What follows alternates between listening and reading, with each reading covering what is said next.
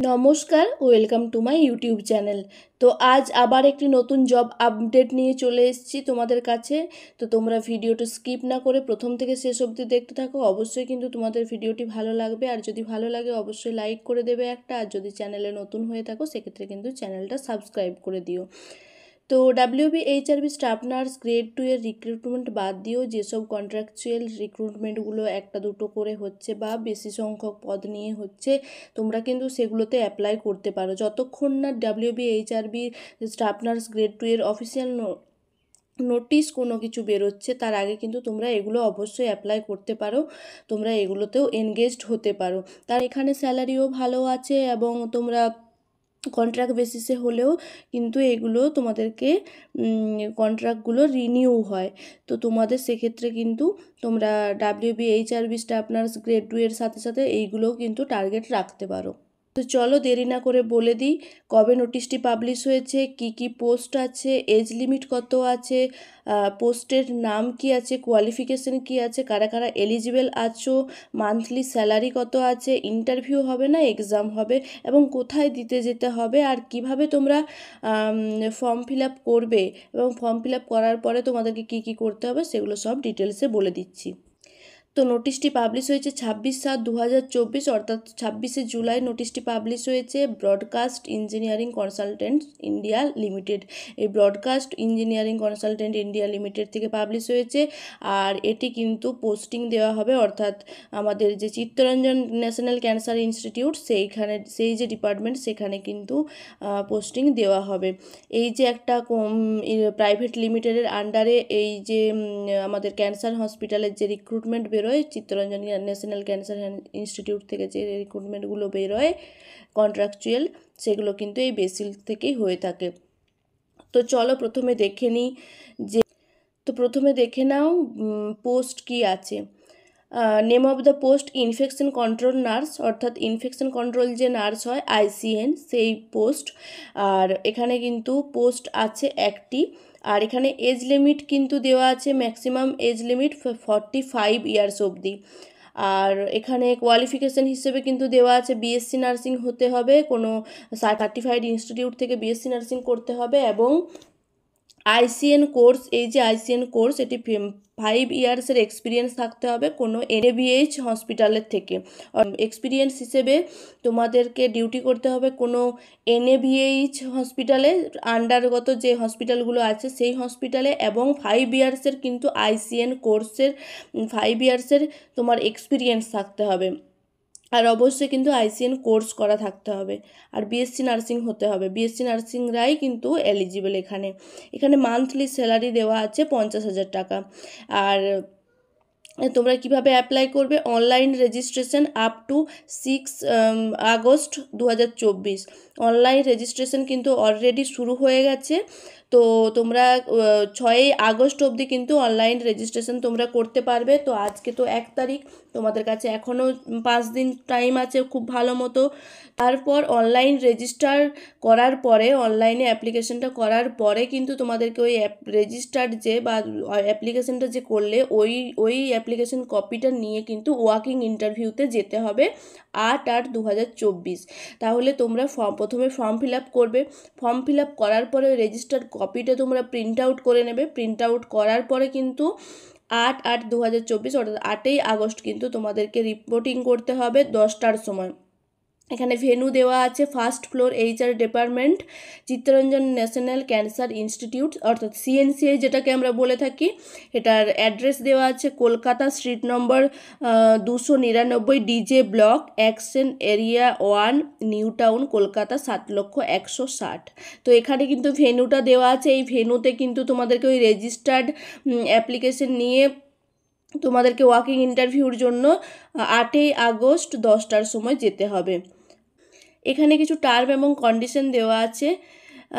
এখানে কিন্তু সিলেকশনটা হবে ওদের নর্মস এবং জব রিকোয়ারমেন্টের যে রুলস, সেই রুল অনুযায়ী কিন্তু সিলেকশনটা হবে। এখানে কিন্তু বেশি প্রেফারেন্স পাবে লোকাল ক্যান্ডিডেটরা এবং যাদের কিন্তু আইসিএন কোর্স করা আছে বা আইসিএনের এক্সপিরিয়েন্স আছে তারা কিন্তু বেশি প্রেফারেন্স পাবে। এখানে কোনো রকম টিএ বা ডিএ দেওয়া হবে না। তোমরা যে এই যে ডকুমেন্ট ভেরিফিকেশনের জন্য আসবে বা ওয়ার্কিং ইন্টারভিউর জন্য আসবে বা পার্সোনাল ইন্টারাকশন বা ডিউটি হয়তো সিলেক্টেড হলে তারপর ডিউটি জয়েন করতে আসছো, সেই ক্ষেত্রে কিন্তু কোনো রকম টিএ বা ডিএ দেওয়া হবে না।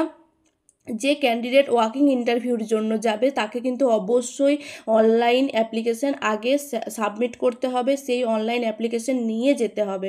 তো অনলাইন অ্যাপ্লিকেশন করার জন্য এখানে একটি ওয়েবসাইট দেওয়া আছে www.becil অর্থাৎ becil.com। তো এই যে ওয়েবসাইটটা দেওয়া আছে এই ওয়েবসাইটটা আমি আমার ডেসক্রিপশন বক্সে দিয়ে দেবো। এই ওয়েবসাইট থেকে কিন্তু তোমরা ফর্ম ফিল আপ করে নিতে পারবে। এই ওয়েবসাইটে যাওয়ার পরে ক্যারিয়ার সেকশনে যাবে, তারপর রেজিস্ট্রেশন ফর্ম ওখানে রেজিস্টার্ড করবে, তারপর কিন্তু তাদের টার্ম এবং কন্ডিশন যেগুলো দেওয়া থাকে সেই যে দেওয়া আছে সেগুলো কিন্তু কেয়ারফুলি ভালোভাবে পড়ে নেবে, তারপর কিন্তু অ্যাপ্লাই করবে এবং এখানে কিন্তু অনলাইন পেমেন্ট করতে হবে। আর এখানে কিভাবে অ্যাপ্লিকেশন করবে সেই অ্যাপ্লিকেশন করার অনলাইন যে অ্যাপ্লিকেশন সেটি করার কিন্তু পুরো ডিটেলস দেওয়া আছে, কিভাবে তোমরা স্টেপ ওয়াইজ করবে একের পর এক সেটা কিন্তু পুরো দেওয়া আছে। তো তোমরা আগে দেখে নাও যে এখানে কি কি লাগতে পারে। ক্যান্ডিডেটদের অবশ্যই কিন্তু এজ, কোয়ালিফিকেশান এবং এক্সপিরিয়েন্সের দিক থেকে এলিজিবল হতে হবে, তবেই কিন্তু তারা ফর্মটি ফিল আপ করতে পারবে। এই যে ওপরে আমি প্রথমে বলে দিলাম যে কি কি এজ লিমিট কত আছে, কোয়ালিফিকেশান কী কী লাগবে, এক্সপিরিয়েন্স কতটা লাগবে সব বলে দিলাম। সেই অনুযায়ী যারা এলিজিবল আছো তারাই কিন্তু ফর্মটি ফিল আপ করতে পারবে। যদি তোমরা ফর্ম ফিল আপ করো বা তার অরিজিনাল ডকুমেন্টের সাথে না মেলে তখন কিন্তু তোমার ফর্মটা ক্যান্সেল হয়ে যাবে। আর ক্যান্ডিডেটকে অবশ্যই বলা হচ্ছে যে ইমেল এবং টেলিফোন নাম্বার যেটা তোমরা দিচ্ছ সেটা কিন্তু অবশ্যই ভ্যালিড কোনো ইমেল বা টেলিফোন নাম্বার দেবে, কারণ তোমাদের সাথে কিন্তু তারা ইমেল এবং টেলিফোনের মাধ্যমে যোগাযোগ করবে বা তোমাদেরকে কিন্তু আপডেট দেবে এই ইমেল বা টেলিফোনের মাধ্যমে। তো তোমাদেরকে কিন্তু ভ্যালিড ইমেল এবং টেলিফোন নাম্বার দিতে হবে। যে কোনো রকম skill test, interview, interaction, further onsite update তারা পোস্ট করে, সেক্ষেত্রে কিন্তু তারা ইমেল এবং টেলিফোনের মাধ্যমে কিন্তু তোমাদের সাথে যোগাযোগ করবে। কিন্তু অবশ্যই ফর্মটি ফাইনাল সাবমিট করার আগে কিন্তু অবশ্যই ভালোভাবে দেখে নেবে, কারণ ফর্মটি সাবমিট হওয়ার পর কিন্তু তোমরা ফাইনাল সাবমিশন হওয়ার পর কিন্তু তোমরা আর কোনো রকম কারেকশন করতে পারবে না। সেটার জন্য কিন্তু ফর্ম ফিল আপ সংস্থা কিন্তু কোনোভাবেই দায়ী থাকবে না বা বেসিলস কোনোভাবেই দায়ী থাকবে না। এই ওয়ার্কিং ইন্টারভিউ হওয়ার পরে বা এই যে তোমরা ফর্ম ফিল আপ করছো তারপরে ওয়ার্কিং ইন্টারভিউ যেদিন হবে সেদিন তারপরে কিন্তু একটি শর্ট লিস্ট করা হবে। সেই শর্ট লিস্ট অনুযায়ী কিন্তু তোমাদেরকে ইন্টারভিউ বা স্কিল টেস্ট বা অনসাইট পারফরমেন্সের জন্য ডাকা হবে। শর্ট লিস্টের বাইরে যারা থাকবে তাদের কিন্তু এখানে তারা কিন্তু এলিজিবল হবে না। যারা ওই শর্ট লিস্টের মধ্যে পড়বে তাদেরকে কিন্তু ইন্টারভিউর জন্য ডাকা হবে। আর যদি তোমার কোনো রকম এডুকেশনাল কোয়ালিফিকেশান থাকে বা ওয়ার্ক এক্সপিরিয়েন্স থাকে সেক্ষেত্রে কিন্তু অনলাইন অ্যাপ্লিকেশন যখন তোমরা করবে তোমাদেরকে কিন্তু অবশ্যই মেনশন করতে হবে, পুরো ডিটেলসে কিন্তু অবশ্যই মেনশন করতে হবে। আর এখানে বলা আছে ক্যান্ডিডেটদেরকে রিকোয়েস্ট করা হচ্ছে অ্যাপ্লিকেশন ফর্ম কিন্তু ফাইনাল সাবমিশনের পরে কিন্তু একটা প্রিন্ট আউট অবশ্যই বার করে রাখবে, কারণ তোমাদেরকে সেটা কিন্তু নিয়ে আসতে হবে, আগেই বললাম।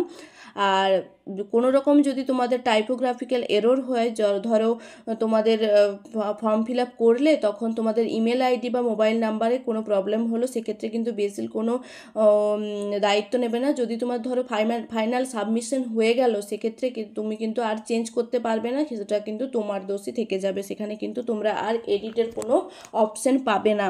ফাইনাল সাবমিট হয়ে গেলে তোমরা কোনো রকম আর এডিটের অপশন পাচ্ছ না। আর তোমাদের যে ডকুমেন্ট এখানে চেয়েছে ফর্ম ফিল আপের সময় যেসব ডকুমেন্ট তোমাদেরকে অ্যাটাচ করতে বলবে সেগুলো কিন্তু তোমাদের এডুকেশন কোয়ালিফিকেশান এবং এক্সপিরিয়েন্স অনুযায়ী যেসব ডকুমেন্ট তোমাদেরকে আপলোড করতে বলবে সেগুলো কিন্তু তোমাদেরকে ঠিকঠাকভাবে আপলোড করতে হবে। যদি ইনকমপ্লিট অ্যাপ্লিকেশন থেকে যায় সেক্ষেত্রে কিন্তু রিজেক্ট হয়ে যাবে। এই বেসিল থেকে কিন্তু তোমাদেরকে একটা টেকনিক্যাল প্রবলেম যদি তোমরা কোনো রকম ফেস করো, অনলাইন যখন ফর্ম ফিল আপ করছো তখন যদি তোমরা কোনো রকম এরর দেখতে পাও বা তোমরা যদি ফর্ম ফিল আপ করতে তোমরা না পারো, প্রবলেম হয়, সেক্ষেত্রে কিন্তু এখানে একটা ইমেল আইডি দেওয়া আছে এবং একটা কল নাম্বারও দেওয়া আছে। তোমরা কিন্তু এটাতে ফোন করে তোমরা ডিটেলস জানতে পারো বা তোমাদের প্রবলেম সম্বন্ধে বলতে পারো। এখানে কিন্তু একটা ইমেল আইডি এবং একটা কল নাম্বার এখানে দেওয়া আছে।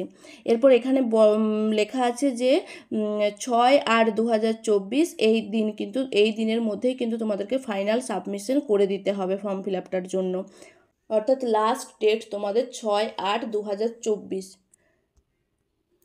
এরপর চলে আসছি কিভাবে অ্যাপ্লাই করবে। তো ফার্স্ট তোমাদেরকে কিন্তু www.besil.com অথবা বেসিল রেজিস্ট্রেশন ইন, এই যে একটা ওয়েবসাইট, এখানে গিয়ে কিন্তু আগে তোমাদেরকে এই ওয়েবসাইটে কিন্তু তোমাদেরকে আগে যেতে হবে, তারপর কিন্তু তোমাদেরকে ফর্ম ফিল আপ করতে হবে। তো তোমাদের যেগুলো আগে এই ফর্ম ফিল আপ করার আগে তোমরা কিন্তু যারা রেজিস্ট্রেশন করছো, ক্যান্ডিডেটরা যারা রেজিস্ট্রেশন করছো তারা কিন্তু অবশ্যই ফটো, সিগনেচার, বার্থ সার্টিফিকেট, 10 মাধ্যমিকের যে সার্টিফিকেট, কাস্ট সার্টিফিকেট, এগুলো কিন্তু তোমরা অবশ্যই আগে স্ক্যান করে নেবে।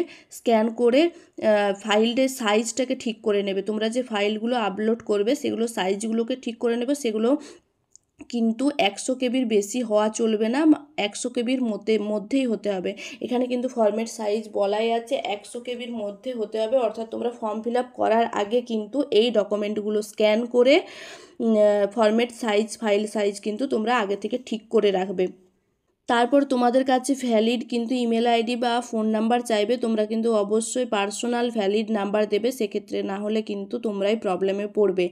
তারপর এই যে ওয়েবসাইটটা খুললে, ওয়েবসাইটটা খোলার পরে দেখবে নিচের দিকে ক্যারিয়ার সেকশন আছে।